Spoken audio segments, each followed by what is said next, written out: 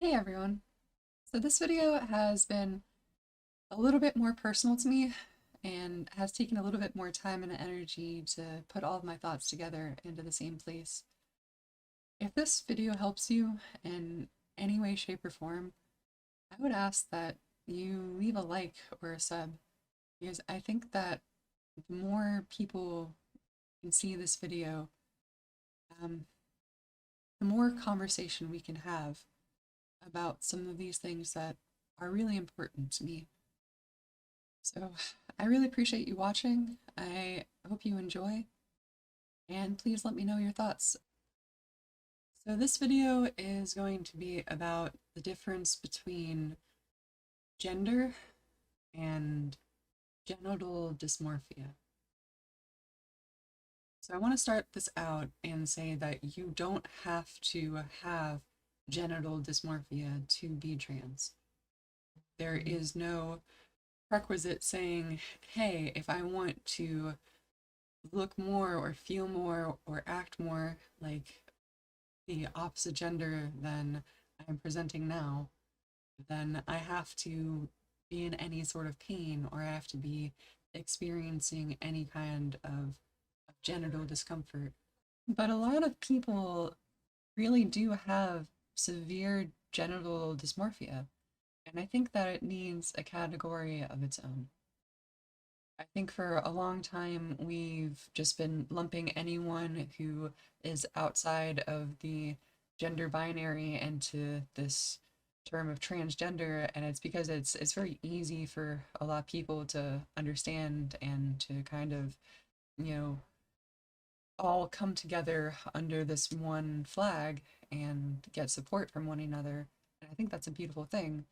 But I also think that as we move forward and as this conversation progresses, we need to have more language to talk about these things. And we should separate people who are struggling with gender dysphoria and who are in pain from people who are not in pain and who are, comfortable and happy and content, because they need different levels of care.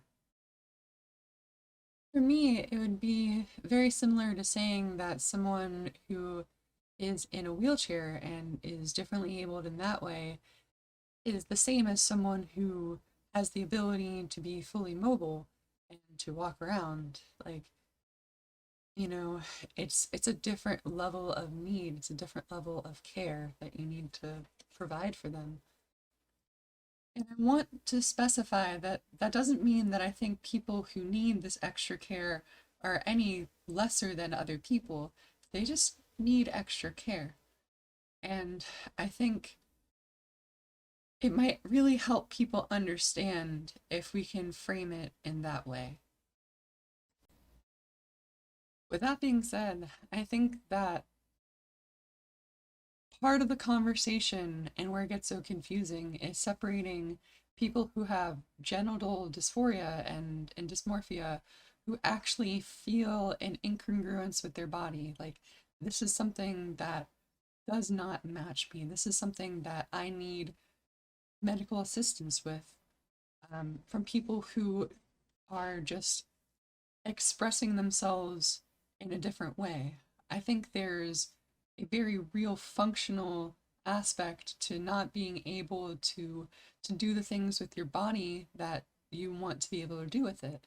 And I think people in that situation need special accommodations. They need help to be able to get into a place where they can feel okay in their body. And that's a medical condition to me.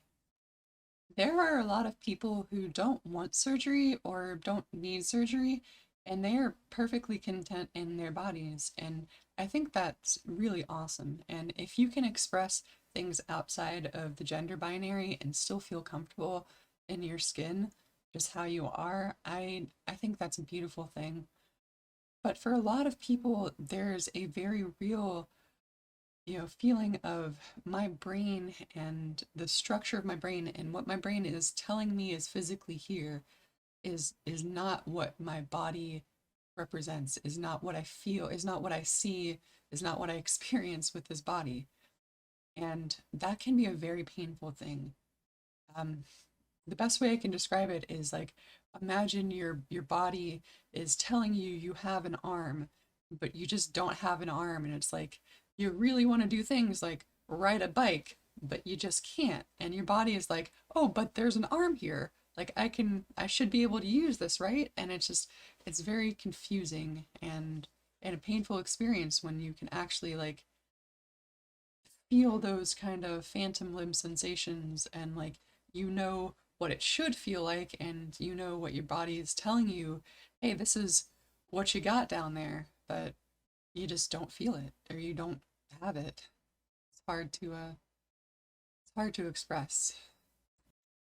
The best way I could try to describe it to you is imagine that your brain has a sensation of having both of your arms, and you can feel your fingertips even.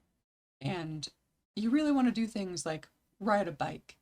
But every time you try and ride a bike, you find that it's a lot harder for you than it is for other people, and you can't really keep your balance, and it's hard to go straight, and you can kind of ride for a little bit, but if you try and do it for too long, it's really hard, and you have to have a lot of different things to be able to help you ride that bike. And something that should be something so simple and easy and something that your brain even recognizes is like, hey, I shouldn't have any issues with this. It's become something where you need tools like a prosthetic to actually accomplish that task. And that's really painful, especially if you have a bunch of people telling you that your arm is right there and that you should just stop complaining and make do with what you got. I think one of the most painful things about the trans experience is just being invalidated about how you feel and your relationship with your body, and just knowing that, hey, this doesn't feel right. I need something to help make this better. And just being told from every single person that you should just be able to find a way to get through that situation without outside assistance. And unless you're a surgeon who can somehow work on themselves while under anesthesia, you can't fix this issue. This is a medical condition. It'd be like asking someone who doesn't have an arm to build their own prosthetic. It's just not feasible. It's not something that you can reasonably ask of people. There might be some people who can do it. I guarantee you, if if you put every single person in the world and you took off their arms and said, now you go figure out how to build yourself a prosthetic, someone would be able to do it. But how many people wouldn't? I just think that all we can do is try and understand each other and find ways to support each other. And there's a very real part of the population that doesn't want anyone to be okay. They want everyone to suffer.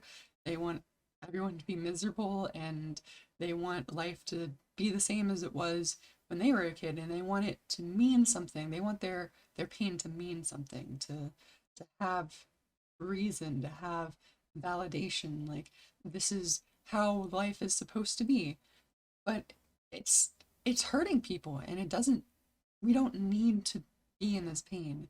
And I think that it's a very masochistic point of view to deny people the things that they need to function because they didn't have it in the past.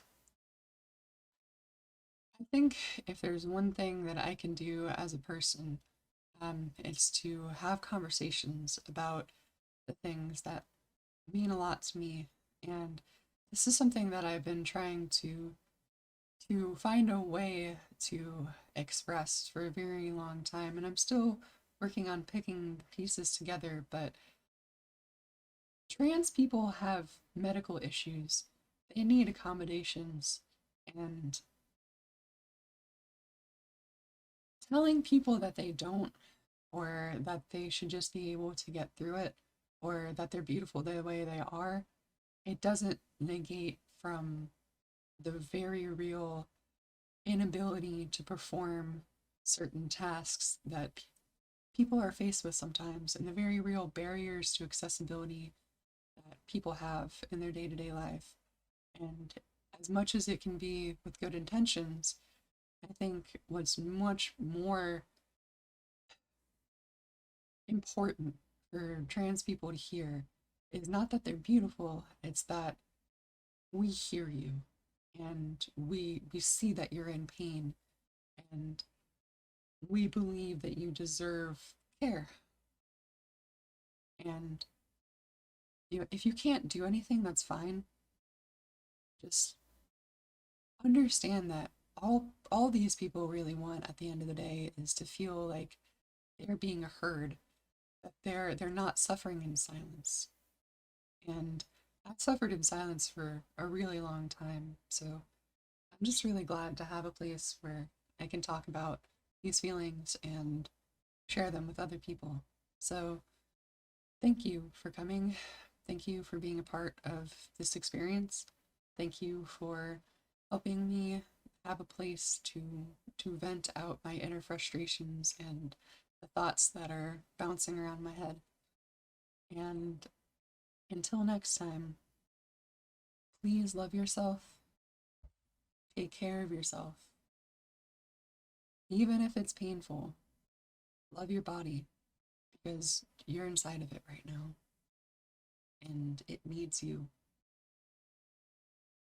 And until I see you next time, much love always.